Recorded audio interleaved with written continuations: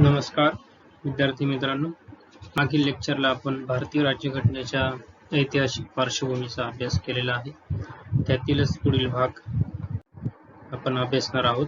तो म्हणजे Morley Minto कायदा. याला 1909 चा कौन्सिल कायदा असेही म्हटले जाते. इसवी सन 1885 मध्ये भारतीय राष्ट्रीय सभेची स्थापना झालेली होती.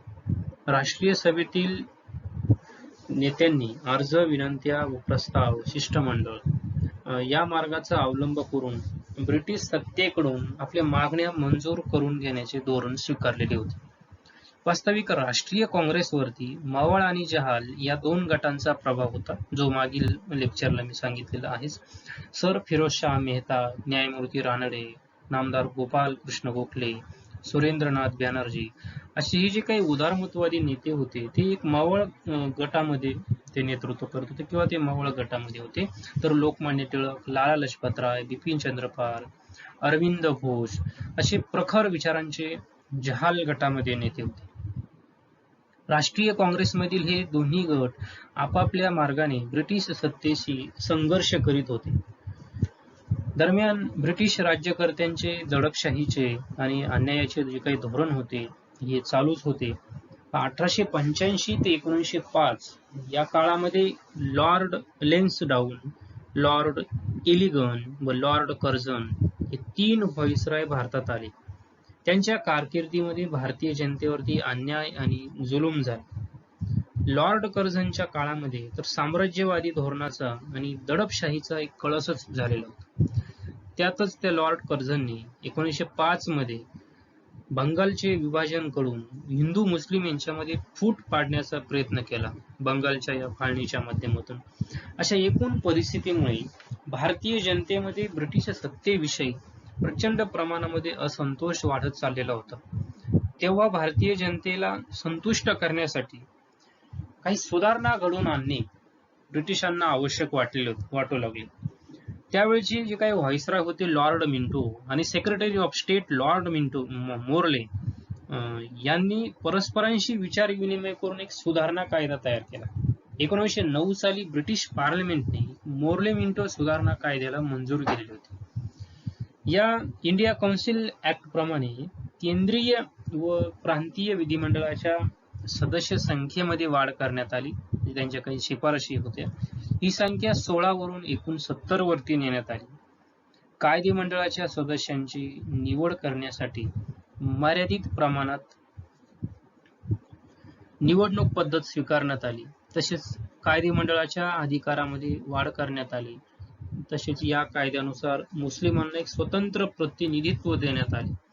त्यामुळे पुढे जातीय प्रतिनिधित्वाच्या मागणीचा जोर वाढला.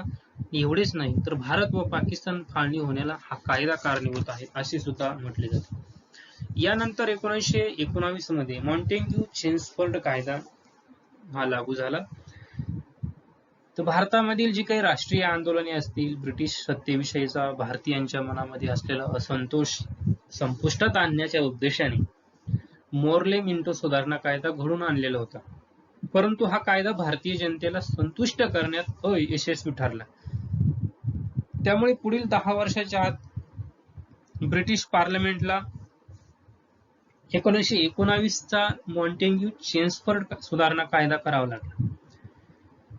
या कायद्यानुसार भारतामध्ये काही पुढील सुधारणा करण्यात आलेल्या आहे, काही बदल करण्यात आले.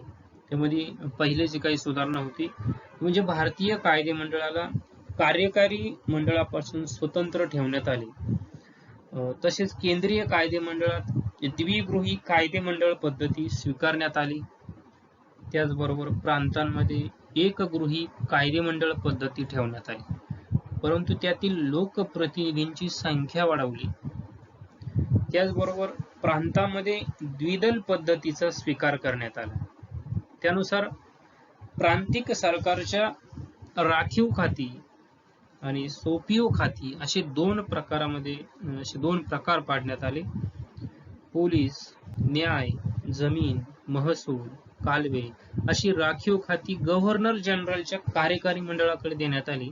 तर शिक्षण, सहकारी संस्था, स्थानिक स्वराज्य संस्था, आरोग्य, उद्योगधंदे, जंगले अशी सोपी व खाती लोकनियुक्त मंत्र्यांकडे देण्यात आली होती. मॉन्टेग्यू चेम्सफोर्ड यांनी या कायद्यात विविध सुधारणा सुचवल्या होत्या, परंतु त्यामध्ये काही उणिवा राहून गेलेल्या होत्या. कारण या सुधारणा करण्यामुळे कायद्यामुळे प्रांतांना काही अधिकार प्राप्त झाले असले तरी खरी सत्ता ही गव्हर्नर जनरलच्या हातातच राहिली होती. तसेच द्विदल शासन पद्धतीचा प्रयोग अयशस्वी ठरला होता. तरी पण भारतात एक जबाबदार शासन पद्धती आणि संसदीय लोकशाहीचा प्रयोग सुरू करण्याच्या दृष्टीने या कायद्याचे महत्त्व हे नाकारता येणार नाही. तर अशा पद्धतीने ब्रिटिश पार्लमेंटने मॉन्टेग्यू चेम्सफोर्ड सुधारणा कायद्याच्या काही शिफारशी या घोषित केलेल्या होत्या. यानंतर 1935 चा भारत प्रशासन कायदा. 1909 ते 1935 या काळामध्ये भारतीयांनी ब्रिटिश राज्यकर्त्यांशी असहकार पुकारलेला होता. महात्मा गांधीजींनी 1920 साली ब्रिटिश सत्तेविरुद्ध अहिंसक मार्गाने लढा सुरू केला आणि 1927 साली सायमन कमिशन त्यासाठी नेमण्यात आले होते, परंतु भारतीयांनी त्यावर बहिष्कार टाकला. 1930 ते 1932 या काळामध्ये ब्रिटिश पार्लमेंटने 3 गोलमेज परिषदा घेतल्या, परंतु त्या तीनही गोलमेज परिषदा ज्या आहेत ह्या अयशस्वी ठरल्या. दरम्यान 1928च्या कोलकाता येथे काँग्रेसचे अधिवेशन भरले होते. तर त्या अधिवेशनामध्ये वसाहतीक दर्जाची स्वातंत्र्याची मागणी केली होती, परंतु ब्रिटिश सरकारने भारतीयांना वसाहतीचे स्वराज्य 1 वर्षाच्या आत दिले नाही. म्हणून 1930च्या लाहोर अधिवेशनामध्ये काँग्रेसने संपूर्ण स्वातंत्र्याची घोषणा केली होती. संपूर्ण स्वातंत्र्य हे मिळालंच पाहिजे अशा पद्धतीची घोषणा 1930च्या लाहोर अधिवेशनामध्ये केली. 1930 साली गांधीजींनी सविनय कायदेभंगाची चळवळ सुरू केली. संपूर्ण देशभर ही सविनय कायदेभंगाची चळवळ पसरली. असहकार, परकीय मालावर व सरकारी कामकाजावर बहिष्कार असे आंदोलनाचे कार्यक्रम सुरू झाले. अशा राजकीय परिस्थितीमध्ये ब्रिटिश सरकारला प्रशासकीय सुधारणा घडवून आणण्यासाठी कायदे करणे आवश्यक वाटू लागले. त्यानुसार भारतीय जनतेला काही अधिकार प्राप्त करून देण्याच्या हेतूने ब्रिटिश सरकारने 1935 चा प्रशासन कायदा अंमलात आणला. या कायद्याच्या ज्या काही तरतुदी होत्या त्या तरतुदी म्हणजे 1935च्या कायद्यानुसार भारतामध्ये संघराज्य शासन पद्धती स्वीकारण्यात आली. भारतातील एकूण 11 प्रांत व देशी राज्ये यांचा या संघराज्यामध्ये समावेश करण्यात आला. त्याचबरोबर केंद्र सरकार व घटक राज्य यांच्यामध्ये अधिकारांची विभागणी करण्यात आली. त्यासाठी संघ सूची, प्रांत सूची, समवर्ती सूची अशा विषयांच्या याद्या तयार करण्यात आल्या. त्याचबरोबर भारतात केंद्रस्थानी द्विगृहात्मक कायदे मंडळाची पद्धत स्वीकारण्यात आली. द्विदल शासन पद्धतीची सुरू करण्यात आली. या कायद्यानुसार व्हाईसरायच्या अधिकारामध्ये वाढ होऊन तो खरा वास्तववादी प्रमुख तो बनला. प्रांतातील द्विदल राज्य पद्धतीचा प्रयोग बंद करून जबाबदार शासन पद्धती स्वीकारण्यात आली होती. प्रांतांचा सर्व राज्यकारभार प्रांतांच्याच कायदेमंडळाला जबाबदार राहून असणाऱ्या मंत्रिमंडळाकडे तो सोपवण्यात आला. अशा प्रकारे 1935च्या कायद्यातील तरतुदी पाहिल्या असता भारतामध्ये संघराज्य शासन पद्धती ब्रिटिश राज्यकर्त्यांच्या प्रेरणेतून आणि त्यांच्या काहीशा हितसंरक्षणाच्या दृष्टिकोनातून ही निर्माण झालेली होती. या घटनात्मक दृष्टीने पाहिले तर 1935चा जो कायदा महत्वाचा होता, परंतु त्याची पूर्णपणे अंमलबजावणी होऊ शकली नाही. 1935च्या कायद्यानुसार संघराज्य निर्माण करता आले नाही, तरी प्रांतिक स्वायत्ततेचा प्रयोग काही अंशी यशस्वी ठरला. या कायद्यानुसार 1937 मध्ये पहिली सार्वत्रिक निवडणूक घेण्यात आली. 11 प्रांतांपैकी 8 प्रांतांमध्ये काँग्रेसला बहुमत प्राप्त झाले. काँग्रेसने 7 प्रांतांमध्ये आपली मंत्रिमंडळ बनवली. 1939 पर्यंत या मंत्रिमंडळांनी चांगला कारभारही केलेला होता. परंतु दुसऱ्या महायुद्धाची सुरुवात झाली. ब्रिटिश सरकारने भारतीय लोकांना किंवा भारतीय नेत्यांना विश्वासात न घेता भारत हा इंग्लंडच्या बाजूने महायुद्धामध्ये उतरत आहेत अशा प्रकारची घोषणा केली. ह्या व्हाईसरायच्या ह्या कृतीचा निषेध म्हणून या 8 प्रांतांमधील काँग्रेस मंत्रिमंडळांनी आपले राजीनामे दिले आणि पुन्हा काँग्रेस आणि ब्रिटिश सरकार यामध्ये संघर्ष सुरू झाला. इंग्लंड हे दुसऱ्या महायुद्धामध्ये गुंतलेले असल्यामुळे भारतीय जनतेमध्ये असंतोष वाढू देता कामा नये असे ब्रिटिश पार्लमेंटला वाटत होते. त्यामुळे 1942 साली स्टॅफर्ड क्रिप्स यांच्या नेतृत्वाखाली भारतामध्ये एक मंडळ पाठवले. त्याला क्रिप्स योजना असे म्हटले जाते. आणि ह्या योजनेच्या माध्यमातून भारतीयांना काही आश्वासने देण्यात आली, काही या योजनेने काही तरतुदी करण्यात आलेल्या होत्या. यामध्ये पहिली तरतूद होती की युद्ध समाप्तीनंतर भारताला वसाहतीचे स्वराज्य देण्यात येईल. त्यानंतर दुसरी तरतूद होती युद्ध समाप्तीनंतर भारतीय संघराज्याची घटना निर्माण करण्यासाठी एक घटना समिती बोलावण्यात येईल. त्यानंतर घटना समितीने निर्माण केलेली राज्यघटना स्वीकारण्याचे बंधन ब्रिटिश सरकारवर राहील.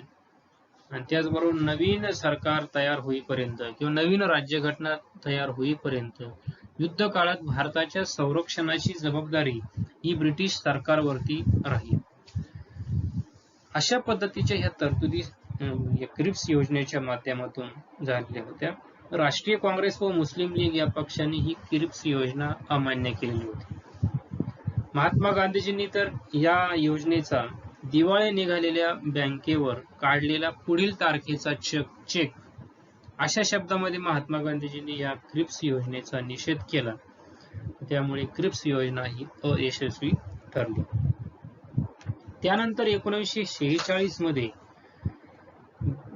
ब्रिटिश पंतप्रधान लॉर्ड ॲटली यांनी भारतामध्ये एक राजकीय पेच प्रसंग सोडवण्यासाठी 3 मंत्री पाठवले. त्यालाच त्रिमंत्री योजना म्हणतात, त्यालाच कॅबिनेट मिशन असे म्हणतात. यामध्ये सर पॅथिक लॉरेन्स होते, सर स्टॅफर्ड क्रिप्स होते व अल्बर्ट अलेक्झांडर हे 3 लोकांचं शिष्टमंडळ भारतामध्ये पाठवलेलं होतं. तर या योजनेच्या माध्यमातून काही शिफारशी सुचवण्यात आलेल्या होत्या. त्यामध्ये ब्रिटिश भारत व संस्थाने यांचे मिळून संघराज्य निर्माण करण्यात येईल. संघराज्यासाठी स्वतंत्र कायदेमंडळ व कार्यकारी मंडळ निर्माण केले जाऊन त्यामध्ये प्रांत व संस्थाने यांचे प्रतिनिधी असतील. याचबरोबर प्रांतिक कायदेमंडळांनी एक घटना समिती तयार करावी. घटना समितीत 389 सदस्य असतील. भारतातील प्रांतांचे अ, ब आणि क असे 3 गट पाडून प्रत्येक गटाने आपापल्या प्रांतासाठी राज्यघटना तयार करावी. नंतर गटांच्या प्रतिनिधींनी एकत्र येऊन संघराज्याची घटना तयार करावी असे ठरवण्यात आले. दर 10 वर्षांनी घटनेत दुरुस्त करण्याचा अधिकार प्रांतांना देण्यात आला. जोपर्यंत घटना निर्मितीचे कार्य पूर्ण होत नाही तोपर्यंत हंगामी सरकार स्थापन करण्याचा अधिकार देण्यात येईल. भारताला ब्रिटिश राष्ट्रमंडळातून बाहेर पडण्याचा अधिकारही देण्यात आला. भारतातील राजकीय पक्षांनी ही त्रिमंत्री योजना स्वीकारली असली तरी त्यांना ही योजना पसंत पडलेली नव्हती. कारण या त्रिमंत्री योजनेमुळे केंद्र सत्ता दुर्बल बनलेली होती. कारण प्रांतांना स्वतंत्र राज्यघटना आणि लिहिण्याचा अधिकार होता, त्यातून केंद्र सरकार हे दुर्बल बनले.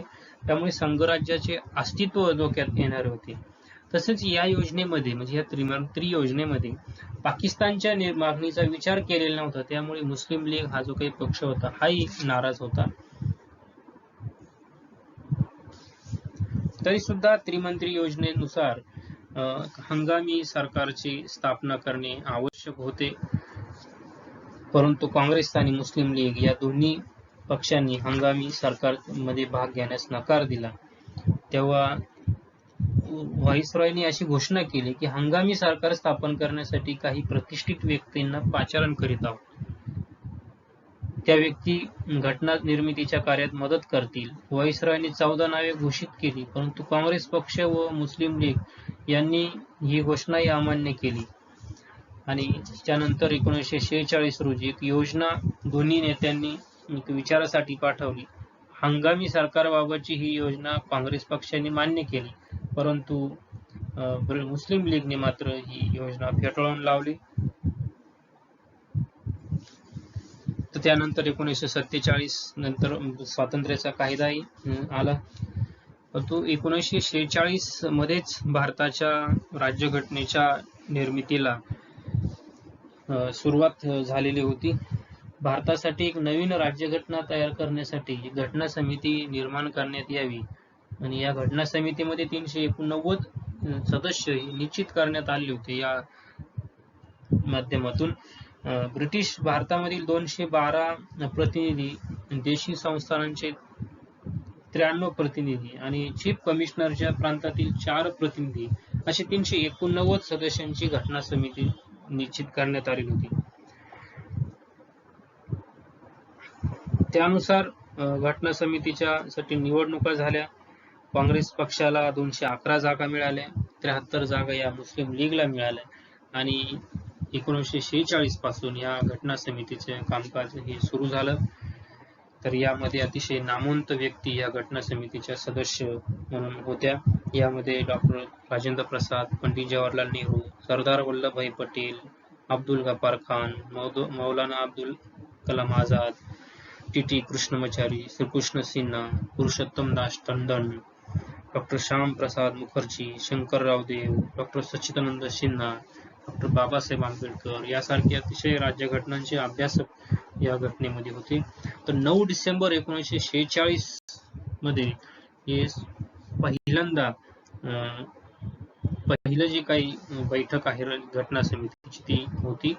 तर ह्या पहिल्या बैठकीचे हंगामी अध्यक्ष जे होते तर ते डॉक्टर सचिन हे या भारतीय राज्यघटनेच्या घटना समितीच्या हंगामी अध्यक्ष होते.